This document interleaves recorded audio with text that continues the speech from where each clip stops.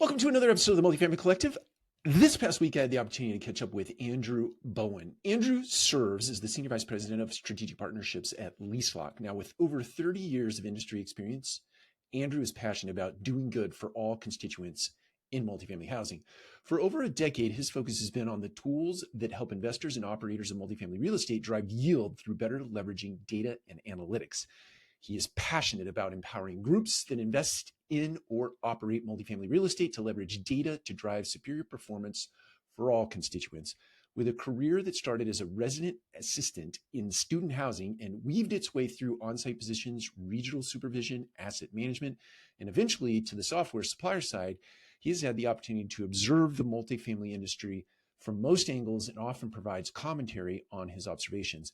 He is a regularly featured speaker on the webcast, podcast, and conference circuit and hosts Unscripted, a podcast presented by Lease. He holds a Bachelor of Science in Aquatic Biology from the University of California at Santa Barbara. Now, that comes into play during our conversation. It's a fantastic take that he has. But outside of his passion for rental housing, Bowen enjoys promoting a healthy lifestyle and relationship with his wife of over 25 years and spending time on the lake with his two adult boys and their significant others. Now, we get into a wide range of topics and we do something very interesting. Andrew was game enough to play this particular format of Multifamily Collective, something we've never done before. What we did is we took 10 prompts. I think it was 10, maybe it was 8 or 9 prompts on various different topics. And my question was really in the form of a prompt for Andrew. And then Andrew was able to riff off of the things that we prompted him to speak about. So with that being said, and no further ado, and as it is tradition on the Multifamily Collective, grab your favorite beverage. Mine today is Free Reign. Today I'm going with American Dirt as my blend. But grab your favorite beverage and get ready for this wide-ranging conversation with Andrew Bowen.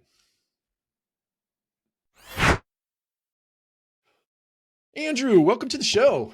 I appreciate it, Mike. It's an honor to be here. I've been watching you for a long time because you are the OG of this space in multifamily. So I got to thank you for paving that way. Well, I really appreciate that. I'll receive that remark. It does make me feel really old, but thank you nonetheless. Ahead of your time, not old, ahead of your time. I like the way you put that. So I will receive it, and thank you very much. I know that you and I believe in my heart of hearts, we've tried to connect several times, you more so than me. And, as things go with life, it gets busy. And so anyway, we're finally here and we're going to do this thing. Excellent. Where are you at in the world today? It kind of looks like a hotel room. Well, that's because it is a hotel room. I've actually, this is the last day of NMHC's Fall Board of Directors, which I was privileged enough to attend this year, which for those of you who have the opportunity to go, I highly, highly encourage it. This was actually my first year going. It's all about advocacy. So I'm actually, of all places, in a hotel in Navy Yard in DC. And after this, I will pack this place up and run to the airport and head home for the weekend. Oh, man. Well, now I have an extra thanks to give to you for actually getting all your podcast equipment there. I know it wasn't just for this, but. Yeah, it's kind of hilarious right now when you look past the camera that I've got and there's lights that are studio lights because we were recording a couple episodes for our podcast as well, but I had the gear, so let's go ahead and use it. I love it. Well, at some point I want to ask about your podcast. I have that baked into our agenda today, but Sure. I want to start off. I know that you and I went back and forth in terms of trying to create an agenda for today. I thought it would be kind of fun to create or just throw out some prompts for you and have you riff on them. And then maybe we have some back and forth as it relates to that. If that stalls out, I have some extra questions prepared, but let's start off with leasing centralization and innovation as a prompt. As a prompt. Okay, so hopefully I don't hallucinate like ChatGPT occasionally will. I like what you did there. As prompt, leasing centralization gets all the glory. However, I think that back office centralization is where most people are actually taking action and seeing a lot of value to it. The other prompt I would say that just immediately comes to it is the centralization issue in general. I kind of bristle at the word centralization. I like the changing operational model of it because I've said this before, but most centralized models that I've seen in multifamily are actually completely decentralized. So it's kind of the wrong word. That's right. That being said, though, the operational model absolutely is changing. But I think we've started to input a lot of both automation and AI taking over some of the communication points back and forth. And I'm seeing that pendulum swing a little bit back the other direction. Not from, hey, we're not going to use this anymore, but I'm talking with groups now that are very intentional about where do we need that human interaction to go back into the conversation. Are there points where the AI can take it from A, let's say, to Z, but should it take it from A to H? We have an intentional insert with that human interaction at L and M, and then it picks back up and carries it back again. So when I think about the centralization of leasing, I guess the other one I should say is inevitable. Like it's an element of our business, and I really think a lot of our business needs to be rethought from an operational perspective. I think it's one of the biggest opportunities we have to really deliver value to all of the stakeholders in multifamily, including our resident base. Let me ask you this question. It's always interesting to me because there are many ways to approach this. But if you're thinking strategically, and if you were advising someone to think strategically about this, using your A to Z or A to H and then picking up at L to M, how would you advise a multifamily property management company owner to think through, hey, here's where you should insert technology or automation or some other system based on technology versus where that human should be in there? Well, it's okay. Wow. It's a great question, Mike. Number one, you want to think through, where do you want a break point? Now I'm thinking within the leasing process, I'm specifically thinking of leasing fraud at this point. And there are specific points you absolutely want a break point when necessary. If something is coming back wonky with an identity verification at any stage in the leasing process, I want that to kick out of the cycle, and I want a human involved at that point personally. Other areas I would say, and like how I would approach that, surveys. Talk to your prospects, especially the ones that don't say yes. And I realize that's a harder audience to get engaged. I would be looking much like you do for the leasing funnel traditionally. Do you have a marketing issue or do you have a leasing issue? Well, where are things falling out of your funnel, or are they not getting in there? It's the same process when you're looking at the communications. If you have someone in your specific demographic of renter base where every time you get to the pet policy question, they fall out of the communication, they're dropping off, etc. I would be thinking about like your marketing. Okay, is it the right language that they're responding with? Is it somewhere where I would want someone to come back in? And then the other element I would say that we need to think about is, we're in the business of providing people's homes. Yeah. And a huge portion of that is building community. So where along the journey are you having those real opportunities to set the stage to welcome that person into the community that is your asset, that is your business, so that an AI isn't building that relationship? Like one of the things that I hear occasionally, and I think it's both awesome and one of those, I'm not sure that's the greatest thing, is when they've got that AI that has a name. So Sally's the AI, and they come into the property and they go, okay, I'd love to meet Sally. There's probably an opportunity in there where Sally has built a relationship with that, but the site team and the community haven't yet. So that's kind of the way I would be thinking about it on my first run with ChatGPT, because I am that strategic guy who wants to think things through a lot, Mike. So I'm going to be thinking about this one all week. Yeah, I've heard many different answers to that question, and I don't know that any one way is more right than the other, but I think the fact that you kind of think about it from the customer's perspective first, and how do you glean that data, you certainly need to incorporate that. That's actually, I think, one of the biggest changes I've seen in multifamily operations and kind of the technology around it over the 30-ish years I've been involved in the space, is there is less of the this is the way we do it. Now, there's still a lot of nostalgia holding on to the past, don't get me wrong, but there is a lot more thought around what does the prospect want? What does the guest want? What is that experience that they are hoping to have? Whereas, 15 years ago when I was running properties, we really didn't, other than like the service on site, meaning like, how do we greet the guests, those types of things. That conversation wasn't happening in the other decisions we were making, especially in like the marketing side of the equation. Yeah, I think that is, it's interesting. I don't want to paint with a broad brush, but it's going to sound that way. And that many times we sit in boardrooms and we talk about the consumer's experience from the way I want to experience the world, right? The way the CEO experiences the world. And we're not renters. Most of us are not renters. We're homeowners. And so our perspective is a little bit marred as it relates to what a consumer might actually want who's moving into a community. Yeah, I'll second that. And I had I had an interesting recent experience. I guess relatively recent. It was about a year and a half ago. We were in between homes, so we built a house after our kids went off to college, etc. Did exactly the opposite of what you should do. We actually built a slightly bigger home instead of downsizing. But one came back in, so I guess it paid off. There you go.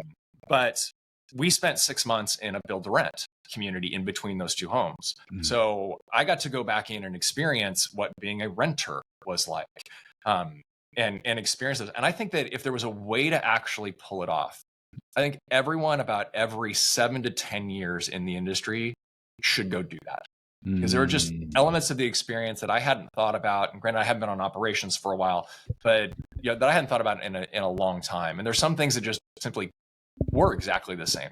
They are tried and true and don't change. And it was a really, really valuable experience from my perspective to be able to kind of observe within the industry. Oh yeah, I could completely relate to that. And not anywhere recently, but when we moved from Seattle to St. Louis to Atlanta, we went through some rent first, buy later, so that we could understand what the neighborhoods were like in those various MSAs. Sure. But, I want to switch gears.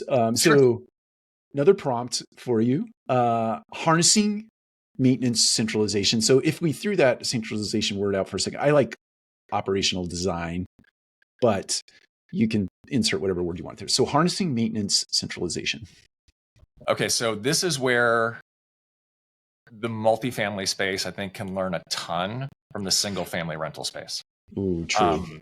One of the roles that I had at one point in a previous life was a VP of strategy, and I was assigned kind of the BTR single family space, and really started to dive into how they operate and what they're doing.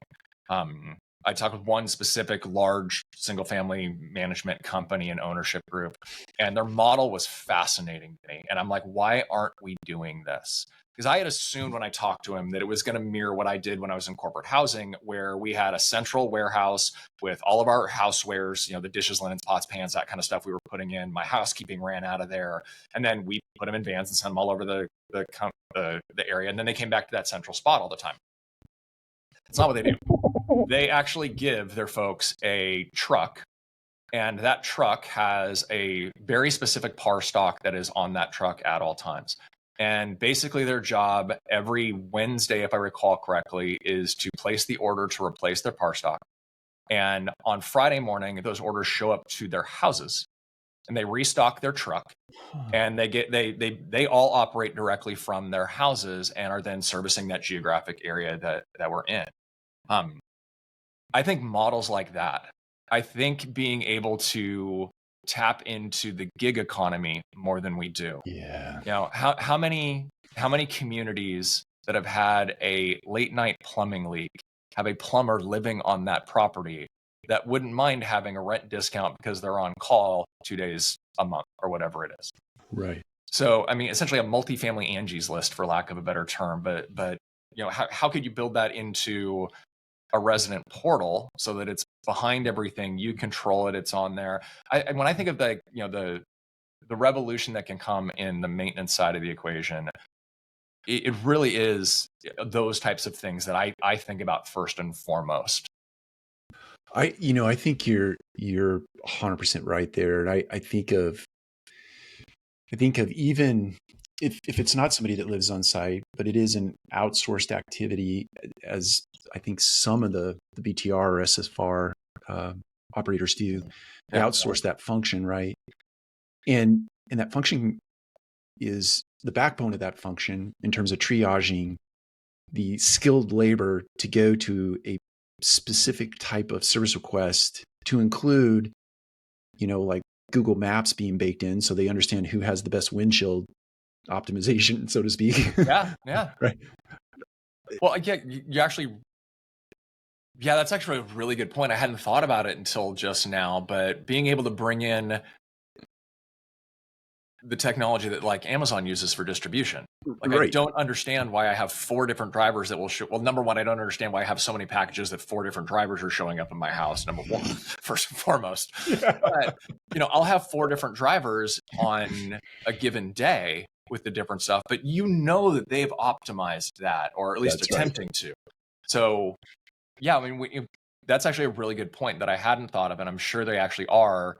How do you optimize the work order process when it's decentralized? Which property do you go to first? How do you map that out on the Google windshield to make sure that we're right and on as efficient as possible without sacrificing the service that maintenance is actually providing?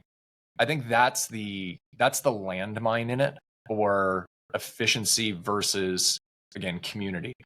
All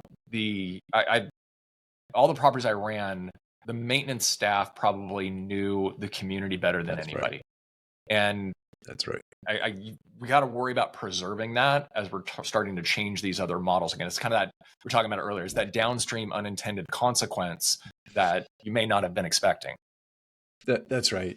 I think I'll repeat something. It's not necessarily my novel thought. I thought about variations of this from time to time, but it's to your point. If you Uberize that in some way, and the technician that shows up to do that service request, the consumer has the ability to give a star rating to that technician, right? Yeah. And the technician has the ability to give a star rating to the consumer, just like Uber, right? So you sort of bake in. I know it's not the same, because if you see Mrs. Smith getting groceries out of her car every day and at 5 o'clock and you're there to carry them in the apartment for her, that's different, but you can kind of get there. Yeah, but you actually spurred an idea that I think I'm going to use the word dangerous. I'm not using it correctly though. The star rating is really interesting. So imagine, I'm kind of thinking like Aura scores almost, where, if every work order, as you were closing it out, you had the opportunity to rate the service of that work order. Is it a 4-star service, a 5-star service, et cetera? And, someone who is running at a 4.98 with their maintenance team, I would want that front and center on my marketing. Yeah. Think how important Aura score has become at this point, or Walk score, those types of things. I was talking to someone earlier today about like what are the next generation of analytics that we can be leveraging as an industry that we're not right now. And I think that's a good example of one. Like, how do we take those internal scores? Because let's be real, most people will give 5 stars unless something goes really wrong. I'm an optimist. I think most people do, anyways. I do. Yeah, that's right. And then you can put that forth. So that's an interesting thought that you had there. That can be applied kind of elsewhere. So for those who build resident portal apps, there you go. Here's a free idea. You got it. Yeah. We won't charge for that one.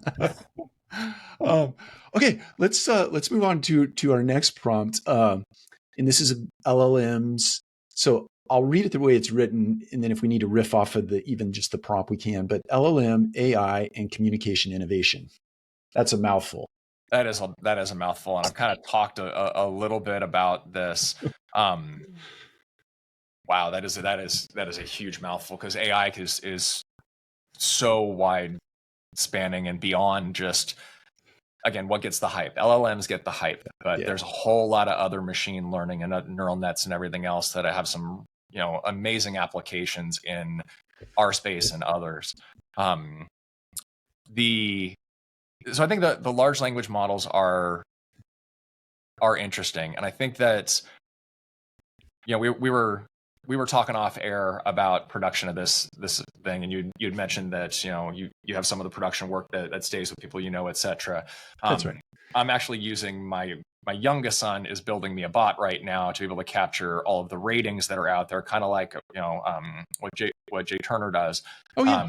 And Jay Turner actually has a large language model that's sitting on top of all of their information that they can do surveys out of. Like they can do studies on this beyond just, hey, what's the Aura score? What's the real, how many people who are moving out and have a 1-star rating are complaining about the returning of their deposit? It's being able to utilize these language models to really understand, and I'm talking to the vendors now, or the service providers in the space, to really understand what are the issues that the prospects are the most vocal about. Mm-hmm. And how do we make sure that as operators, we're servicing that area of our business better? But as service providers, how are we bringing the tools to bear that they can? It's again, thinking about it for that future perspective. That's one of the ways that I've really been thinking about the large language models. Some of the other ones that are relatively more obvious, obviously the communications ones, the leasing we've already kind of talked about. The delinquency and collections ones fascinate me. Yeah. And everyone I've talked to who's been leveraging them, I haven't had direct exposure to it, has really, from what I've been told, had positive experiences. This is an area where the opposite of what I said in leasing is true. Like they would rather not talk to the person where they have to say, yeah, I'm going to be late on my rent this month. I'm not going to get it till the 10th.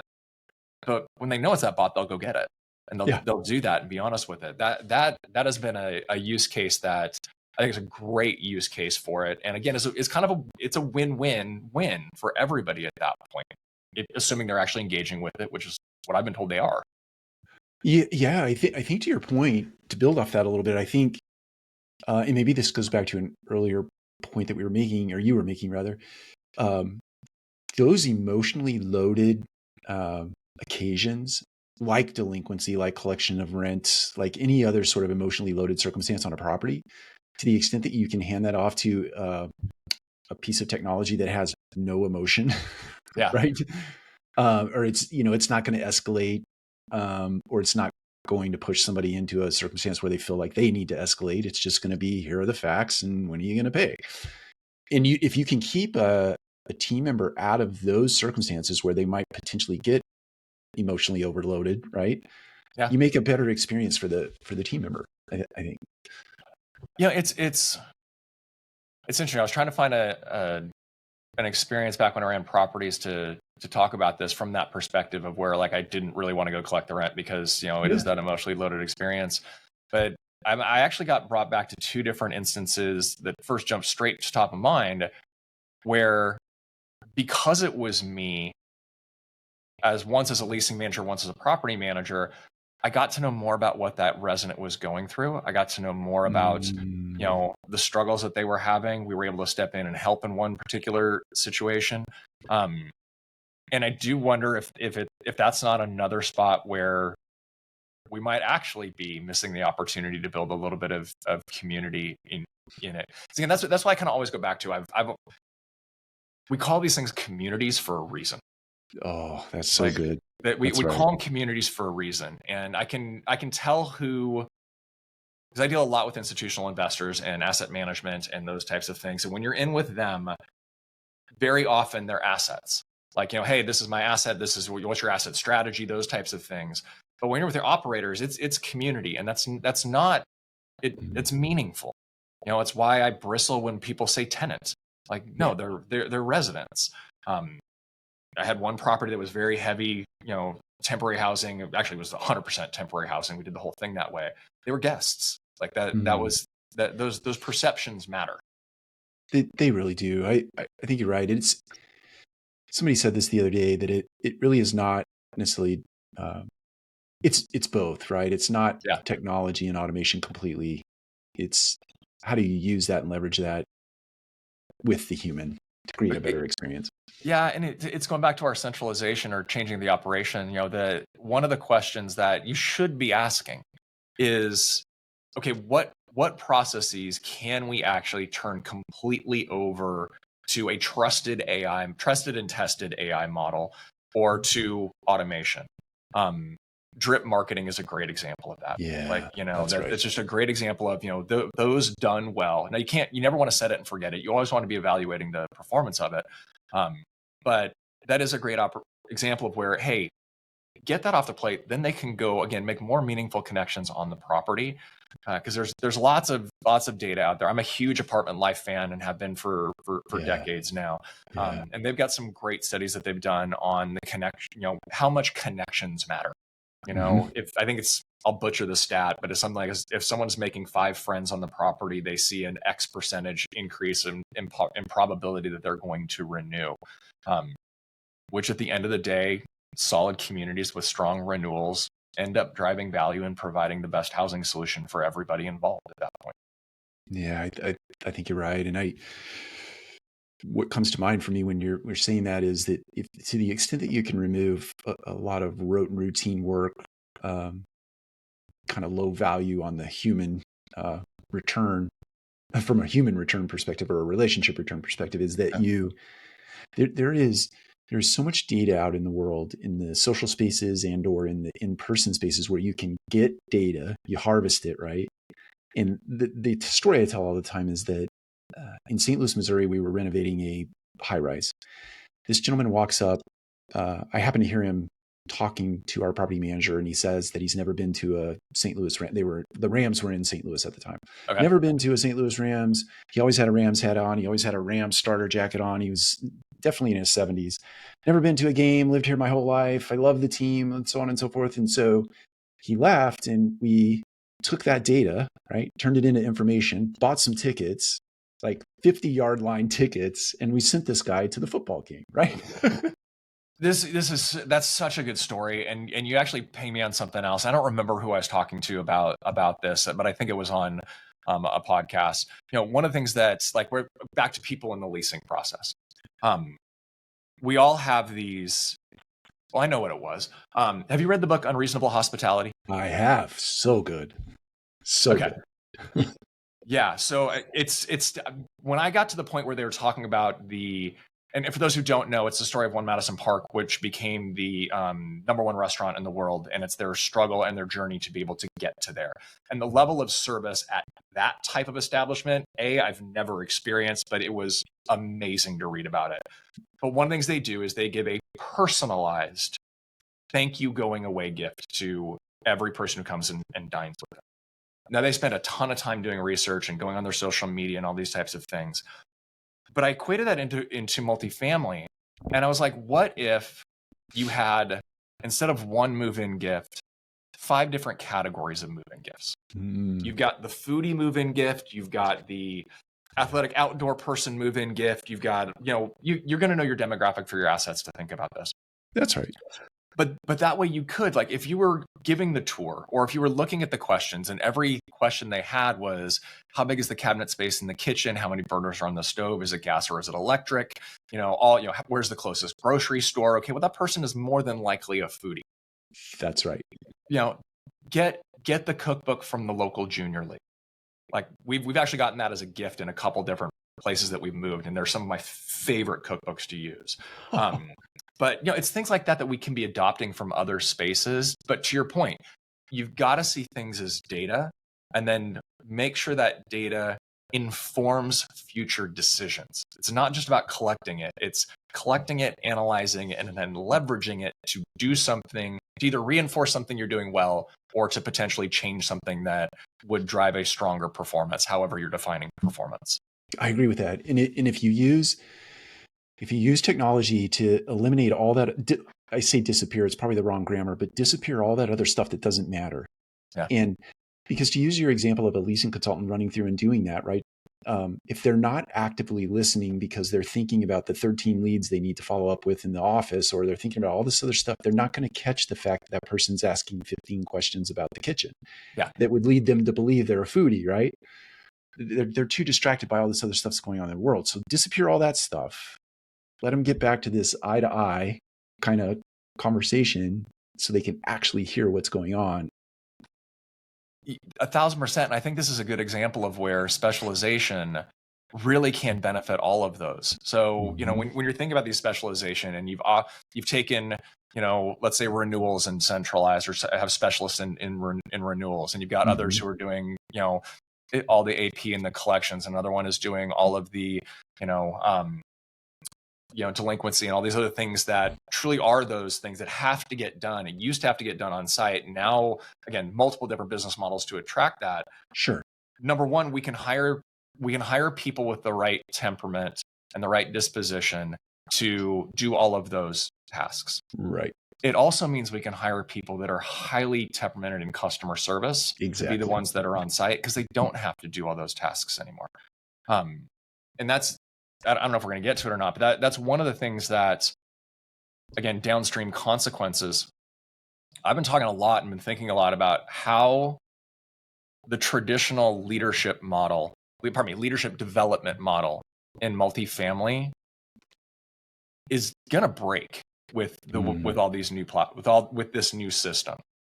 And not that it was a great model to begin with. I made it through it. So but it's like, you start off as a leasing professional, you get really good at dealing with people and closing deals. So we reward you by locking you in a back office and making you do all admin tasks with no people, called assistant community manager. Then when you survive that, we promote you and give you the keys to a multi-million-dollar asset. Unfortunately, in most organizations, without a whole lot of training on how to lead people, how to do asset management, those types of things. That's right. This, I think, has the opportunity. Like I'm in a Marriott brand hotel today, and I'll share you their leadership model, a leadership development model, because I worked for them for a brief period of time and I saw it in action. Within Marriott, the number one position, you've made it to the pinnacle of Marriott when you are the general manager of a full service brand hotel, a Renaissance, a high-end Marriott, a Marriott Marquis, a JW, that's the one. But that person probably started off as a night auditor in the Town Place Suites, and then got promoted to an assistant general manager at a Courtyard, and then took a general manager spot at Fairfield Inns, and then went to go be the housekeeping manager at a Renaissance, and then a food and beverage manager somewhere else. And so they have this pathway that intentionally exposes people to all of the elements of running all of the teams at a full service hotel. And once they've done that, then they're eligible to be the general manager of a full service hotel.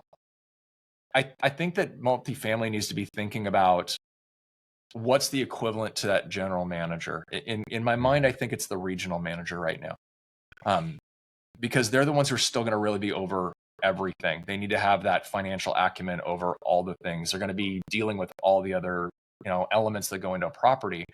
Because when we think about the leadership development model, you mentioned you went from Seattle to St. Louis to Atlanta. Well, property managers aren't necessarily doing that kind of jump all the time, but very often they're changing from one property management company to the next. That's right. Because they don't have a bigger, better property next door that they're ready for. I struggle with how, not today, but down the road a couple of years, how someone who's coming from a highly specialized operational shop is going to be able to make the jump to we're an old school, you do everything on site property. That's right. That's one where I'm just, as an industry, we've got to think about, okay, how do we replace that leadership development model? Like, how do we do that so that this is still a great place to develop a career, and you still can? Again, I keep saying my favorite thing, but it is one of my favorite things, is that you can start without a college degree in this industry and end up being the president of a company in this industry, making a very solid salary, because we've had that mentorship and development model. And I just worry that downstream consequences is something we got to think about now, so that we're not facing a dearth in 2 years. Yeah. And I think you're right about that 2 years. I mean, there's just a lot you said there that you're right about. And I think in the next 36 to 48 months, graybeards like myself, right, and others I'm in there with you. In our cohort, right, you'll at some point you'll leave the space, and I think there's this gap that exists between the upcoming generation, and some of them are prepared, and they're just innately prepared to be to be a leader, but there are a lot of people out there that they need the reps, right? They need all this teaching and training, and you're doing that in the midst of your other point, while you're changing the operational model to something that is completely different. Yeah. And that's what I was talking about. It's, again, we were talking off air, when I was in college, I thought I was going to be the next Jacques Cousteau and use my aquatic biology degree by studying the tiniest things in the ocean, phytoplankton and zooplankton, the tiniest you can kind of see. There was this concept that fascinated me in ecology that was known as apparent competition. And apparent competition is where when the population of A goes up, the population of B goes down, but these two populations don't compete for anything.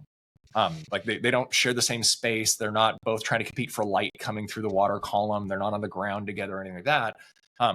And what they eventually found in I think it was the early 80s was the work that was first done on this, was that in every one of those cases, they found that there was a common predator.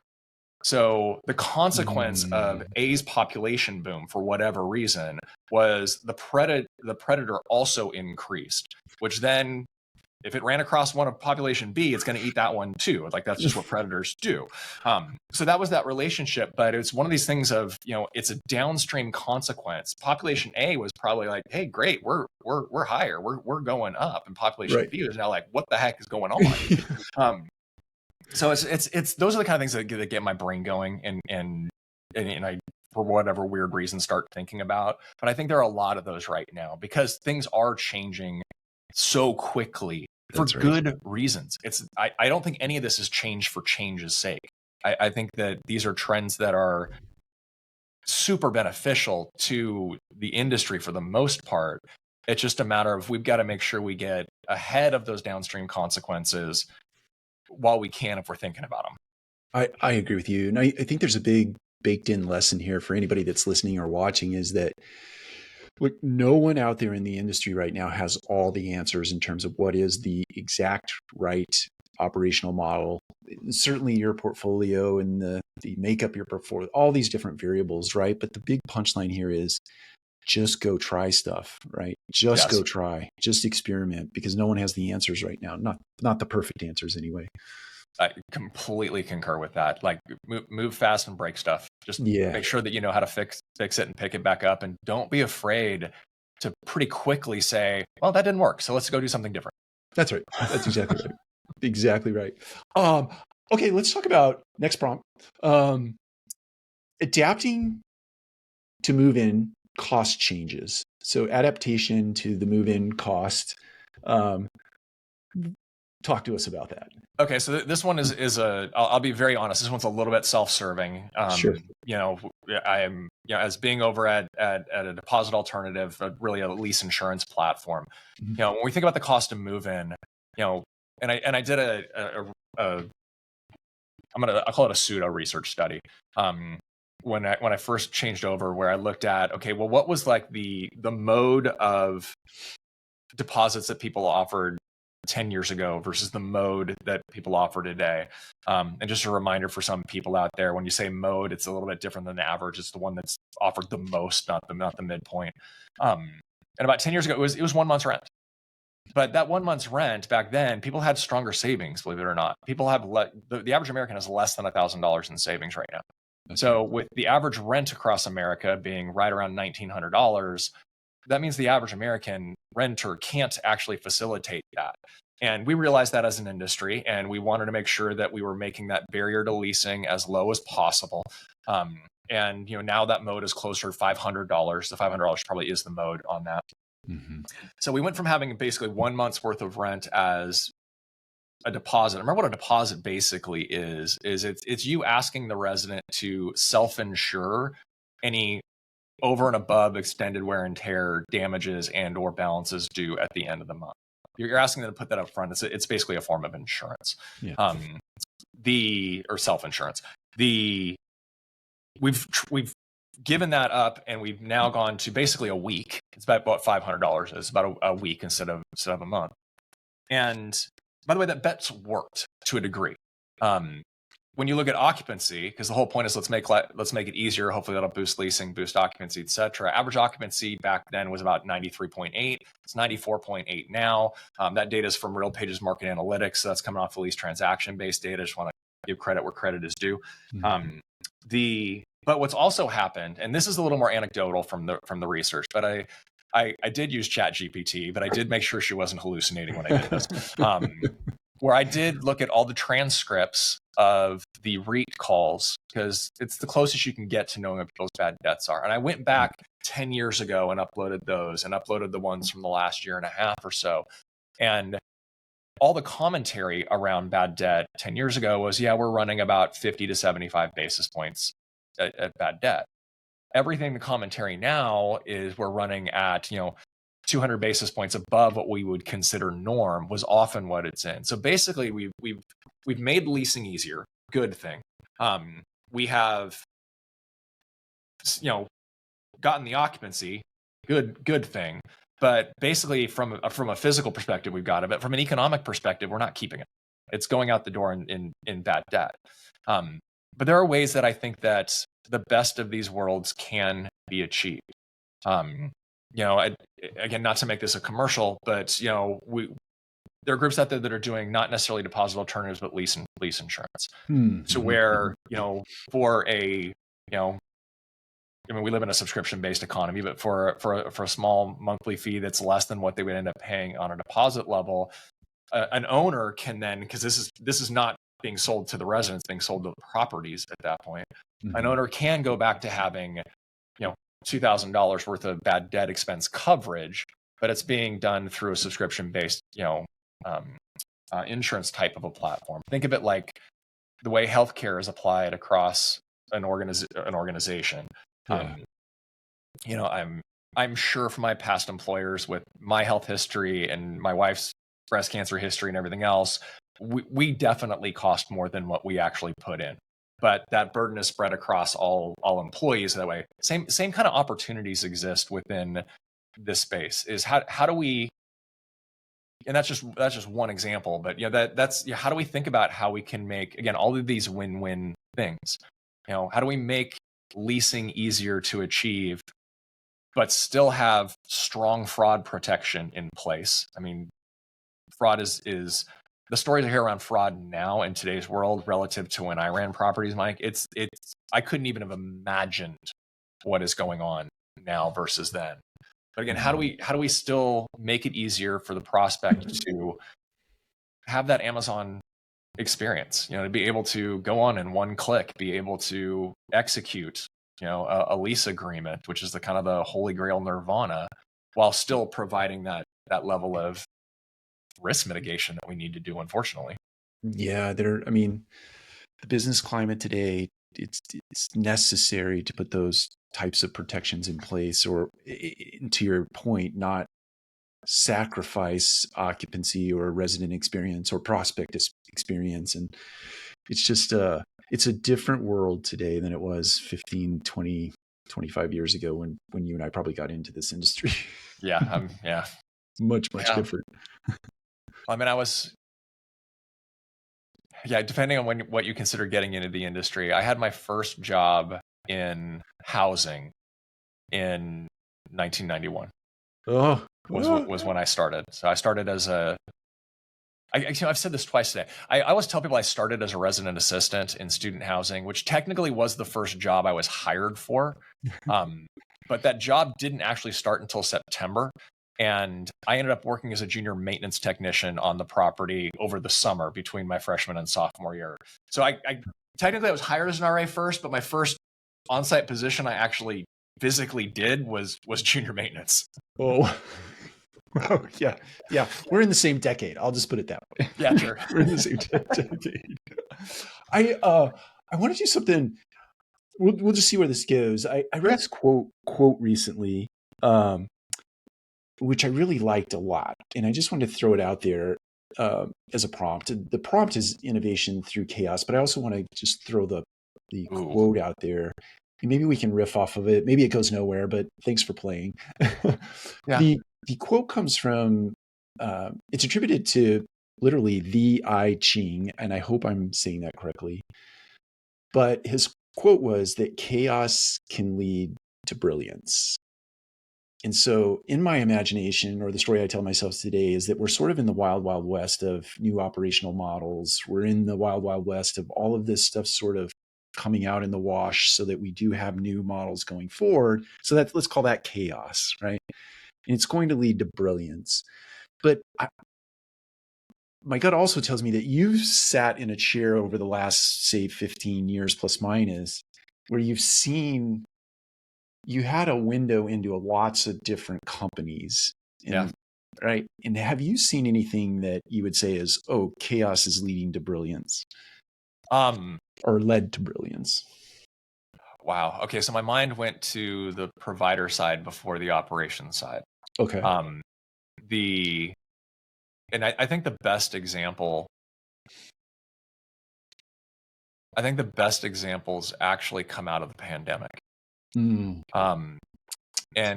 I would put two towards the top. The first one is the proliferation of business intelligence and real analytical reporting platforms. Because at that point in time, the old way is just you needed the data faster to make decisions because things were changing literally day by day. That's right. So being able to see things like, collections and delinquency, and because those aren't the same thing, they're not the inverse of each other. But being able to see that on the day-to-day basis. I know people also like to say that the pandemic, accelerated the idea of, self-guided touring and that type of thing. And that's true, but I think a lot of innovation around those spaces came out of it because of that as well. So it wasn't just the adoption that came because of self-guided touring, and now we're seeing with that type of technology and that the ability for the prospect and the resident to do a significant amount of self-service. We're seeing buildings designed to facilitate that now. I love what Greystar is doing with the LTD brand. I think that is a fascinating concept that I hope takes off, because that is one that could have a real meaningful effect on being able to deliver, not just run, but deliver more workforce housing because of what they're doing in that. Those are, I mean, when you say those were the two that jumped to the forefront of my mind. What I've seen from other organizations as far as innovation out of chaos.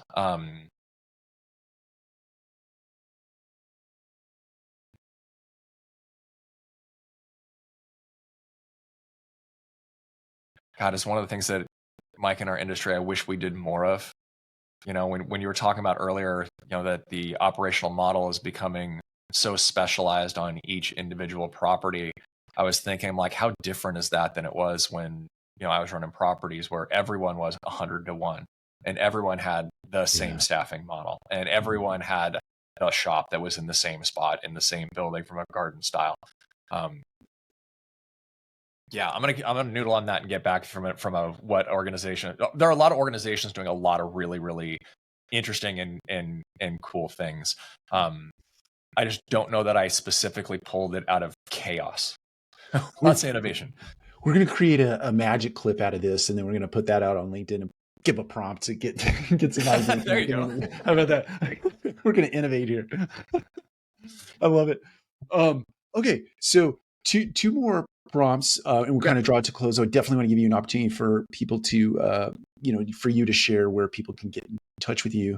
But let's talk about, there is a rapid acceleration of pace in terms of the technology that's being created to solve problems in our space. Some problems that I don't know that are necessarily problems, but there's still technology there to solve it if we want to adopt it. But sure, how do we balance this sort of shiny new object? It looks fascinating, and I want to just go do it, versus, hey, that is the best business decision in terms of our people, consumer, etc. That's a great question. And I think that I think you need both, candidly. I think there's a place for both. And I am very appreciative of organizations that are willing to, usually on a portion of their portfolio, test the new thing. Work with the up and coming people who have the idea to solve for X, Y, and Z. It's like I mentioned with like the gig economy that you can be able to kind of leveraging on a property. You know, that's the kind of innovation that I can think about it all day long. I might even be able to go build I can't build the app. I could find the resources who could build the app to be able to do it for me. But other than a couple funds I've invested in at different times, I'm not a multifamily owner. I can't go test this on my properties. Right. But to your point, the way I think about it is, you've got the 4 P's of property management. I'm a proponent that we need to add a 5th, which is process. But of those, the first and foremost one always has been, always will be, the most important one is people. And I think that when you're setting it up, I think that's probably the most important thing that you need to think about is this a technology that will directly benefit one of the stakeholders or more, hopefully, in the community or the asset. Now, the reason I say one of the stakeholders is, again, owners are people, and one of the narratives that's out there that I'm, trying to fight against in a number of ways is, when we look at multifamily ownership and you think about institutional investors and private equity, and unfortunately, some of those are getting, not a bad rap, they're getting a bad reputation and a bad air being put around that. The reality is, if you go to folks like PREA.org, which is the pension real estate advisory board, there are billions of dollars that are coming from pension funds, the retirement accounts of the people who are renting our apartments to a great degree, that are investing in the backside of that. So don't necessarily just say, well, that's just for the owners and that's just going to help drive the value of the property. They're stakeholders, and candidly, a lot of the residents in a lot of these places are associated with those stakeholders that are in play. So I mean, that's the first filter I would put it through is, is this going to directly benefit I'm going to say the life, but that can be a big thing. Is going to benefit the life of one of my stakeholders directly.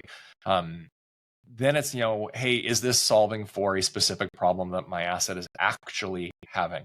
Not one that it could potentially have at some point in time.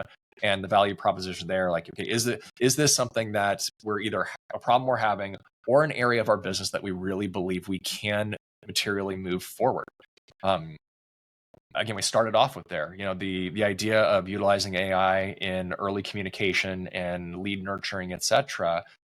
Yeah, that's probably going to benefit both the prospects as well as your leasing teams from an effort on there. So again, thinking it from that lens is kind of where I'd start.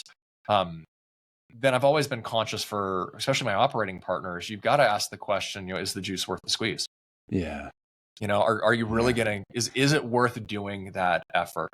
And then I'll give Darren Williams over at Portico props for this one, because he and I were talking about, the ways to kind of specialize, et cetera. And I had talked with him about a concept I had, and which for lack of a term is like a hybrid concept of between the two. And he brought up a good point. It's like, is it going to create a divide in my company where we're doing things one way on one property and we're doing it completely different on another property? And he didn't ever want to have a portion of his portfolio that was like, okay, I don't want to work on that portion of the portfolio because that I know. So again, I think it's another it's a good filter to run everything through. Yeah, that makes a ton of sense. And I think to Darren's point, well, an extension of Darren's point, I think a lot of operators who serve both owned book of business and a third-party relationship where asset managers from third parties are driving sort of process change and even technology change. And now you end up with that divide sometimes, unless you draw a hard line in the sand, right? And you say, we're going to work with you. You're using our tech stack and we don't want your ideas. And, I know groups that do that and they're successful. I also know groups that would, they have the potpourri that if an owner wants something, that's what they're going to do. And they want the owner's business and they're successful. So again, it's an interesting world in multifamily where, again, and I think data drives the vast majority of it, to be perfectly honest, where, okay, is this something we want to have, that ownership is dictating in that case, or is this something that really fits, the business model of the operational model? And it's a balancing act. It really is. That's right. Well, I want to draw to a close by highlighting you're a podcaster, and I've watched a lot of your material from your days at RealPage and that production studio you had there, which was amazing. I was very envious of that. It was not a hotel room. No, it was very far from a hotel room. It was very, very nice. I don't know if you were the lead architect or not, but that thing was amazing. The behind the scenes. I definitely was not. I will give all the credit to the video crew at RealPage. Actually, especially considering now I'm schlepping my own gear all over the place doing this. I appreciated I underappreciated them while I'm there, and I will give them every shout out possible.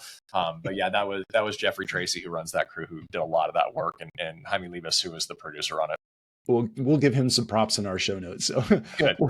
But talk to us about. I want to highlight your podcast. I think you've recorded a couple of episodes. I hope it was okay to say that while you've been there in Chicago. But let's talk about that. Yeah. So one of the things that I was brought over to LeaseLock to do is kind of help out with and kind of lead the thought leadership element of what we do. And obviously in today's world, podcasting is a huge part of that. So what we've done is we've created what's known as the LeaseLock Unscripted is the name of it. We finally settled on that so I can actually say it. I like it. And really, the first season of it that we're doing, I think it's going to end up being a season thing. We're not going to do 365 days a year like but the first season of it is we've got a real passion for doing good for all in the world that we live in. We are that lease insurance I was describing earlier. That is basically the business model for LeaseLock, zero deposit. But it's eliminating deposits for all, and we're a GRESB certified organization. ESG is an important part of the culture and the mission here at LeaseLock. So this first season, at least, we're really focusing in on having conversations around the S of ESG, and not so much what a lot of people think of with the social and the DEI and those things. And those are important elements of it, but we're really framing it from an operational and a property management perspective, really focused in on, again, what we talked about, the people side of the equation. So, having conversations with Jeremy Thomason from Convolo Capital, who we really talked about how, as an investor, they're investing with social good in mind. And, not to please still go listen to the episode, but, they actually are working with different government entities to get grants to then bring in nonprofits to run kids clubs, after school clubs on property. And we talk about the impact that has on the business. Not surprisingly, they have almost 100% retention ratio for those that are participating in the project. Then having conversations with operators of, what does it mean to be a people-first organization? And what does that mean in an environment like we are today, where not every property and not every group is in a really good spot from a rate perspective? You might be on a property that was bought in 2022 and is in a rate crunch situation right now and is getting a lot of pressure on you. It's conversations like those that we really want to kind of focus in on. And one of the things I love about podcasting, I love this type of conversation, is I love having conversations with people in the business, wherever those may go. I've met very few people in this industry, and those that I have that are this way don't usually last very long, that aren't in this to do good in the lives of other people. It's the coolest thing about being in the business of multifamily is, and I've said it earlier, but we get to provide homes for people, and then turn around and also provide a very real impact to the retirement of people, whether they know it or not. So yeah, that's kind of what it's all about. It's going to, I think the first episode is actually going to release next week. I'm not sure when this is going to air. It'll be releasing the week of September 18th. Okay. And then, it'll go weekly for at least the first season. Our goal is to go through basically right up before the Christmas break. Then we'll let everybody take a break on that and come back in the new year. And I'm not sure what season 2 is going to hold for that one, but that's kind of the plan for it right now. But we appreciate it. It'll be available on all the major podcast platforms, including YouTube. So it's got the video format on it as well. But yeah, LeaseLock Unscripted. LeaseLock Unscripted. We will link it up in the show notes. We'll promote it. Appreciate it. Podcasting. It's fantastic. Well, like I said, and again, I started this way, but I'll as we're wrapping up, I'll say this as well. You truly are the GOAT in this space for multifamily and OG, and I want to thank you for that, because I don't think that it would have the same level of popularity if you hadn't have been willing to stick through it through the beginning years, when it probably felt like you were talking into the wind a little bit. And I again, as someone who's following those coattails, I very much appreciate it, because again, I said this at RealPage all the time. I stood on the shoulders of giants there. In this space, I'm standing on the shoulders of giants in your case, and certainly others as well. It certainly weren't completely alone in that. But I appreciate you being one of the pioneers and pushing forward through it and making it legitimate. Wow. That's super kind. I have a really hard time receiving remarks like that, but gosh, thank you. I appreciate that. It's a labor of love.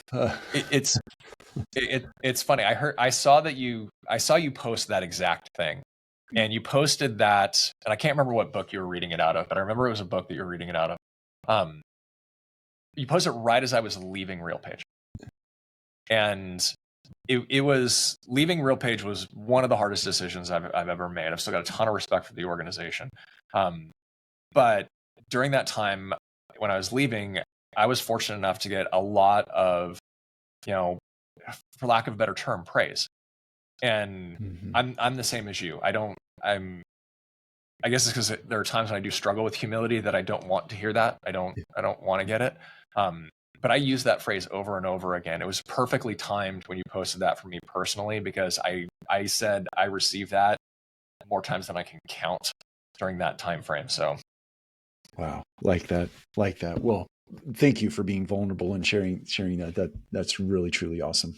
Well, let's end cap by you letting people know where they can find out more about you, or even speak to you directly.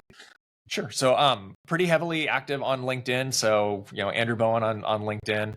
I do have a personal website that I almost never do anything with. It's andrew-bowen.com. You can get a hold of me there as well. And then directly talk to me, either DM me through LinkedIn, or my email is andrew.bowen@leaselock.com. And happy to talk to anybody about any of these stuff, because this, again, I love this industry. I love talking about this stuff. So happy to continue conversations. Andrew, thank you. Absolutely appreciate it, Mike.